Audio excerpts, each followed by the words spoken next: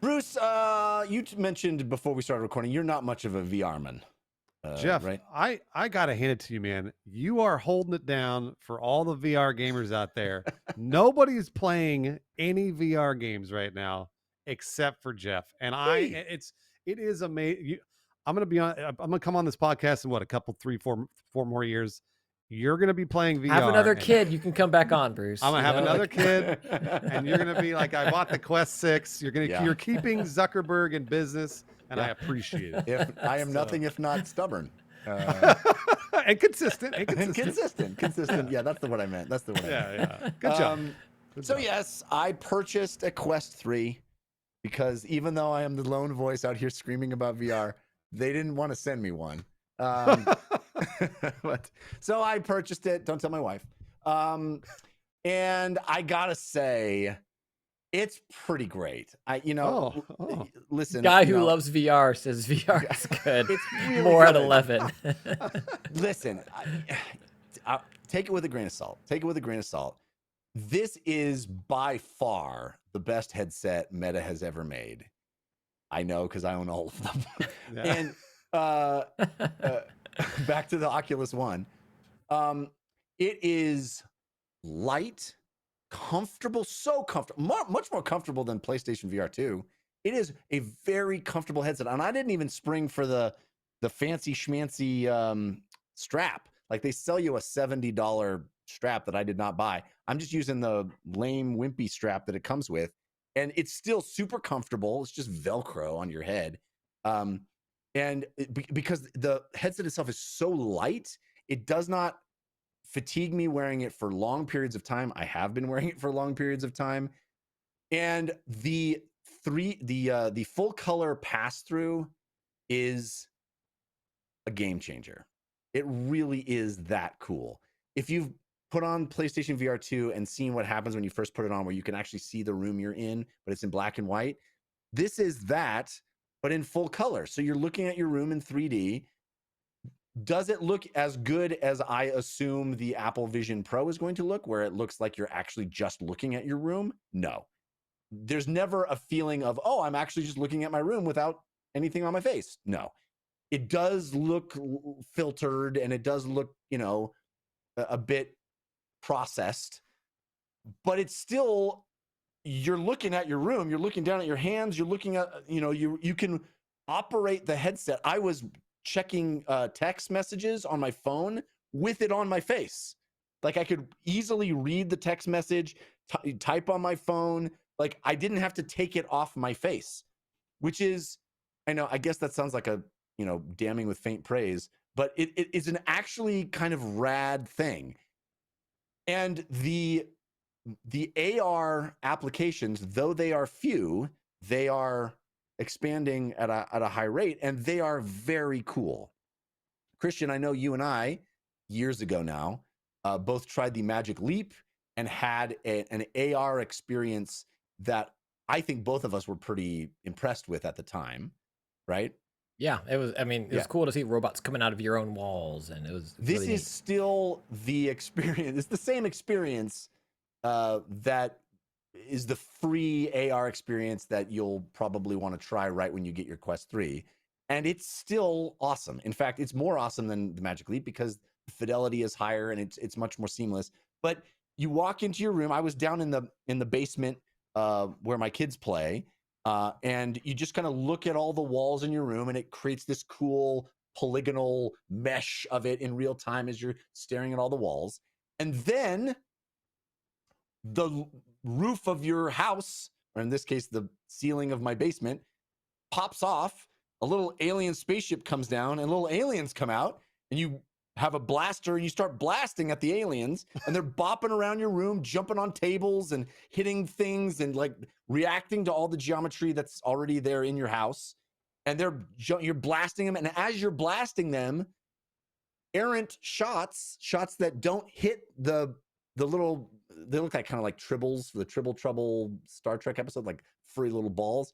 If you don't hit them, if you miss and you hit a wall in your room, the wall breaks apart and reveals like a space landscape outside. That's So at a certain cool. point, I'm just like blasting the walls too because it's breaking apart, and I'm seeing that it feels like it's just your house is sitting on an alien planet, and all you have to do is break the window, and you'll see it. It's an extraordinary thing. It just feels like magic. It feels. I mean, is it a fully deep AAA gaming experience? No. Will it probably wow any person you have come to your house and try it? Yes, I think so. It wowed me. I think it's a gobsmacking thing. If you're an adult person who lived in a time when there wasn't technology like this, it will blow your mind. It's just amazing. And there's all kinds of cool AR applications already. For example, at one point, I put on a YouTube thing using virtual desktop. I just put a YouTube video on a virtual screen hanging in space, and I cleaned the basement with the headset on. That's I cool. cleaned up after my kids, but there's no television screen in my basement, but there was a virtual one, so I could watch this YouTube thing and clean the basement because I could see everything fine. That's awesome. I think that's awesome. What's That Dad is doing? Don't ask him. He's cleaning. Let him do it. Whatever he is, it's working. I can't wait. Next week I'll talk about this. There's a piano training app that I bought. We have an old MIDI synthesizer that I bought for my wife, like when we first started dating 10 years ago, because she's like, I want to learn how to play the piano. So I bought her this MIDI keyboard. You can plug the MIDI adapter directly into your headset, and it will turn a MIDI keyboard into basically like Guitar Hero, but for piano. That's and awesome. Teach you how to play piano. Like, I can't wait to try it. I had to buy a new a cable, a MIDI to USB-C cable, and so it'll come tomorrow. So next week I'll talk about that. But like, that's the kind of stuff. And there's games where you can. There's this game app called Worlds with 3 O's. That's basically Google Maps, but it pops out of the table in your house, so you can look at a Google map, and you and your friends can all stand around it and be in this virtual space, but it's in fully 3D, like coming up off the table in your house. And there's games where you can play with little creatures on things. The AR thing is cool, I think. Obviously not for everybody. Some people just think, it's a gimmick. It's not the thing I come to video games for. For me, it's very cool. That said, it's the thing that VR has been, dealing with for a while now, which is there's not tons of content, right? That's not true. There's tons of content. There's not tons of content that people think is must play. There's not a million Half-Life Alyxes, right? There's not any Half-Life Alyxes on this headset unless you, stream it from your PC, which you can. But there are, the big AAA game that was supposed to ship along with this headset is not coming out till December. That's Asgard's Wrath 2. I'm excited to play that. And there are tons of really cool games out there. I'm still playing Pistol Whip on this thing. Christian, have you played the Old West campaign? It's great. It's rad. How does this compare?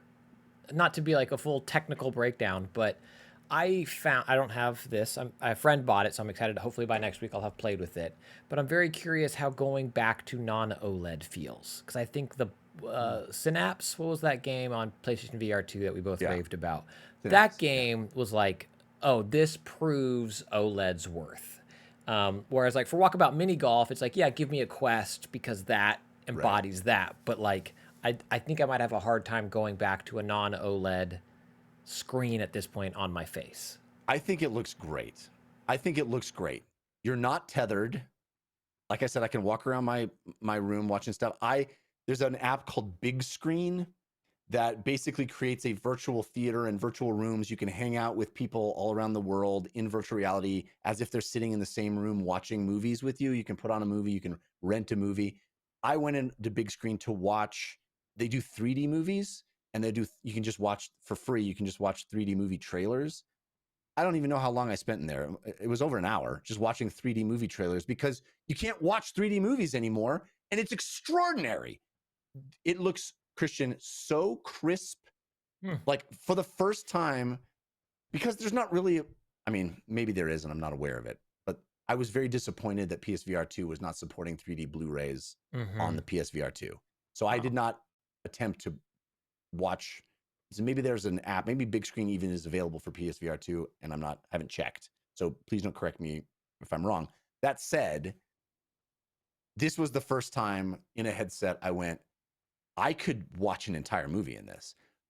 A, because it's comfortable. I'm not tethered to anything. I could get up and walk and go get a snack or go to the bathroom. I don't even have to take the headset off. It's crazy. But also, the image was so crisp and beautiful, it felt like I was watching a real movie screen.